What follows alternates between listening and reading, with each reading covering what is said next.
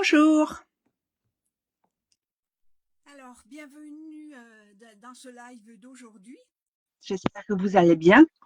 Alors, si je vous retrouve aujourd'hui, c'est pour parler d'un sujet que je considère très intéressant et qui amène aussi des opinions, hein, on va dire, mais qui est un sujet important pour notre bien-être et notre santé au quotidien.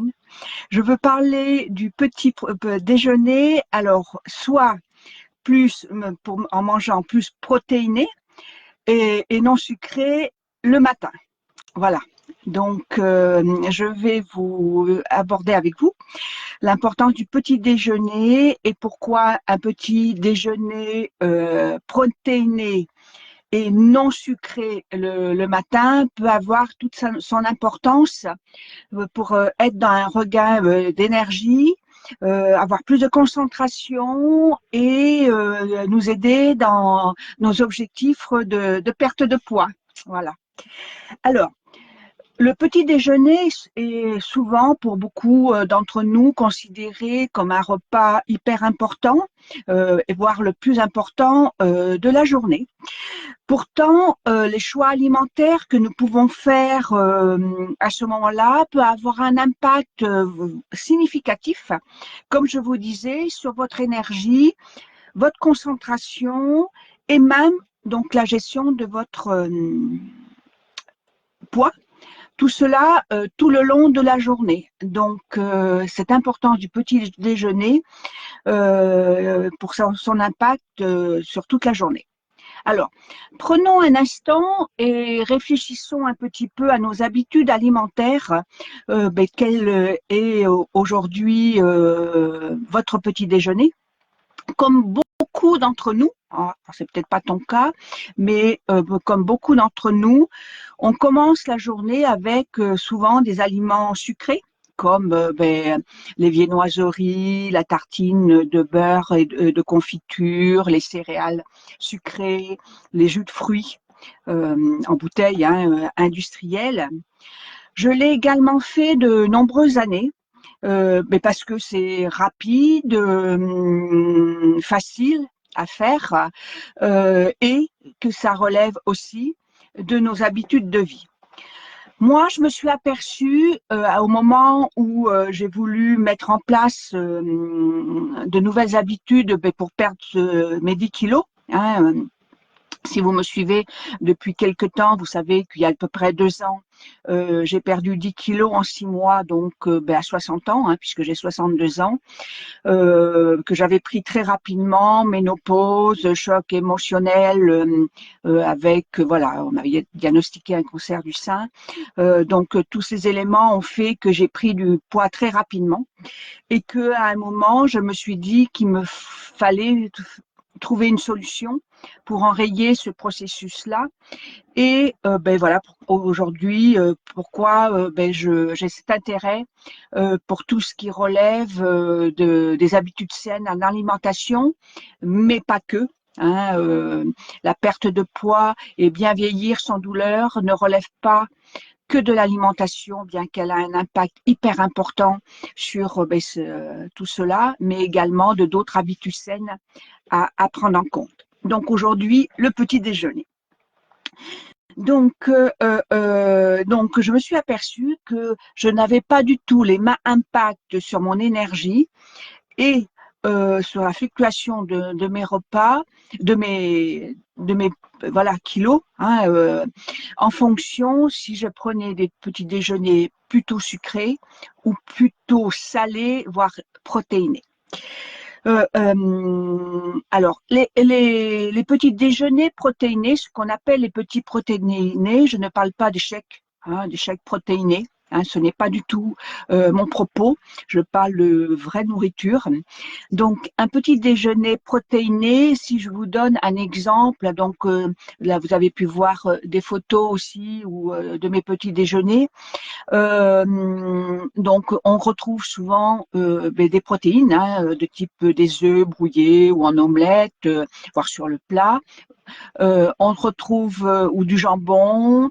On peut retrouver aussi tout ce qui peut être des légumes, genre des tomates, des concombres, etc., de l'avocat. Hein, on peut retrouver tout cela. On peut retrouver également tout ce qui est les protéines liées aux produits laitiers et les produits laitiers ayant beaucoup de protéines. Là-dedans, on peut retrouver les petits Suisses, par exemple, le fromage blanc, etc.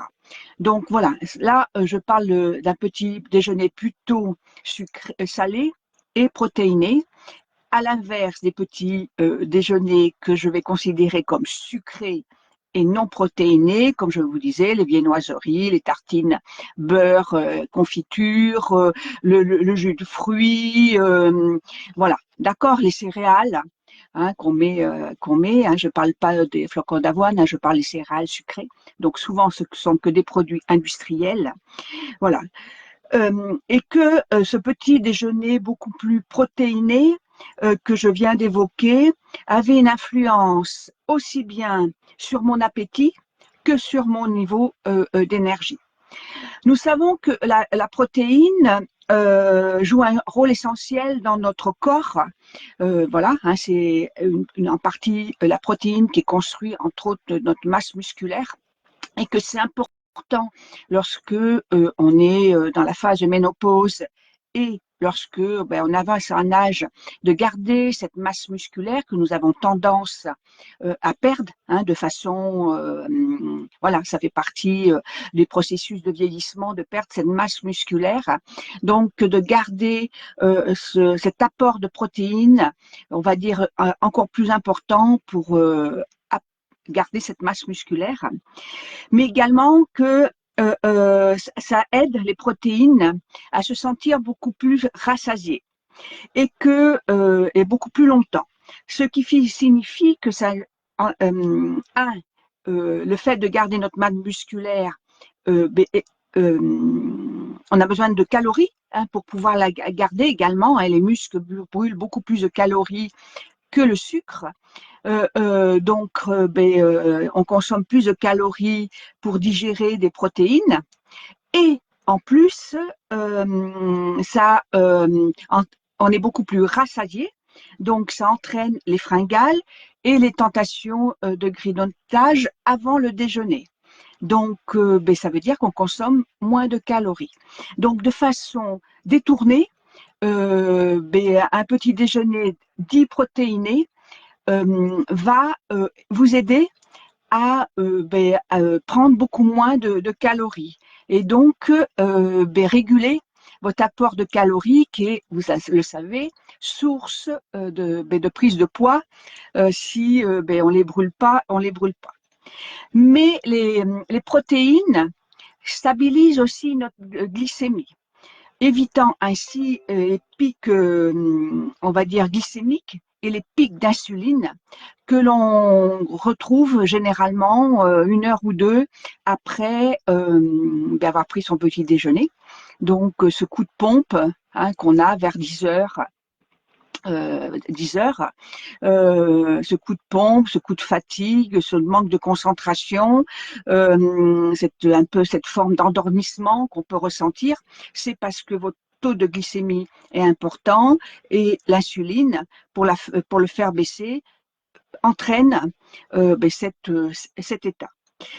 Des études montrent que les personnes commençant un petit déjeuner riche en protéines ont tendance à mieux réguler leur poids de par les éléments que je viens de vous amener. Donc, pourquoi ? Parce que elles consomment beaucoup moins de calories dans la journée. Donc, c'est déjà de façon indirecte une façon de réguler son apport de calories et son poids, et par les éléments que je vous ai indiqués aussi sur la masse musculaire, sur les pics glycémiques qui entraînent aussi le stockage du sucre, donc la prise de poids.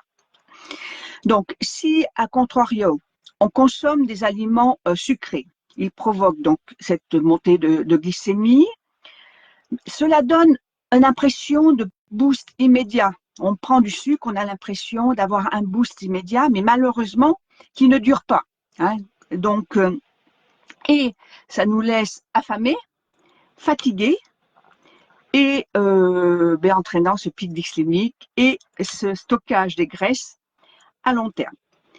Et comme les sucres rapides ne rassasient pas, ça entraîne un peu le grignotage et la surconsommation de calories.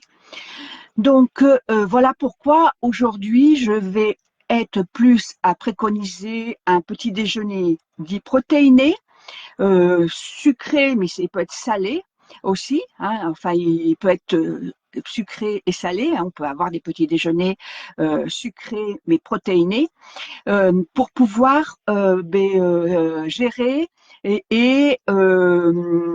sa perte de poids et que essayer même je pourrais peut-être lancer un défi, c'est sur 7 jours qu'on participe à toutes et à tous, hein. Je vois qu'il y a des personnes qui se sont connectées. Je dis bonjour à Chantal, Isabelle et José.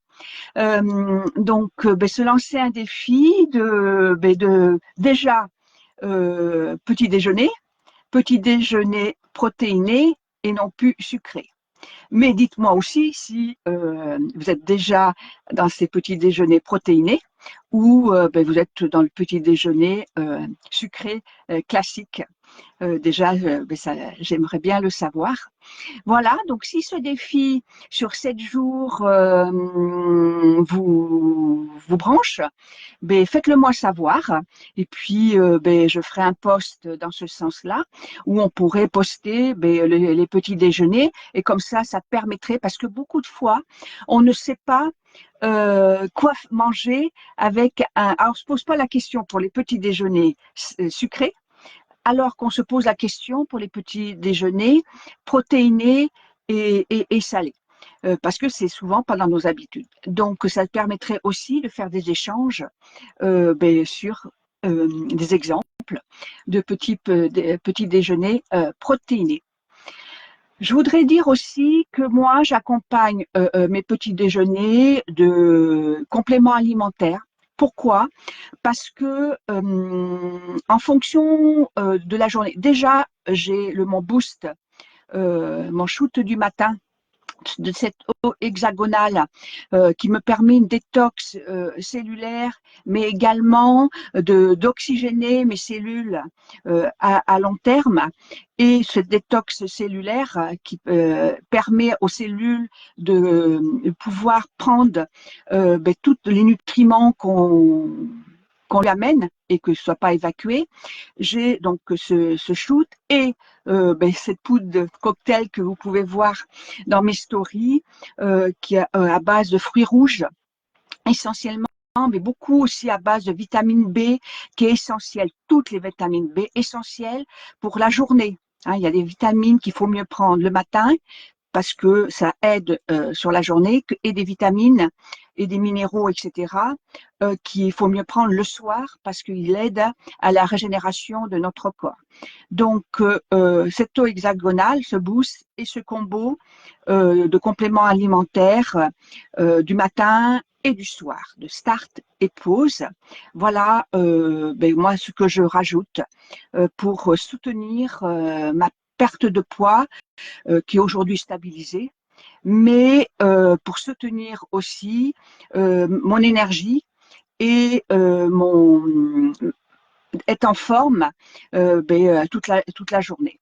Voilà, donc dites-moi si vous êtes petit déjeuner salé, sucré, protéiné, et si un défi de 7 jours autour du petit déjeuner dit plus protéiné vous intéresse, et à ce moment-là, je lance cela en début de semaine prochaine, par exemple. Je vous dis merci, hein, bonne journée, et puis merci aux personnes qui se sont connectées, et à bientôt. Au revoir.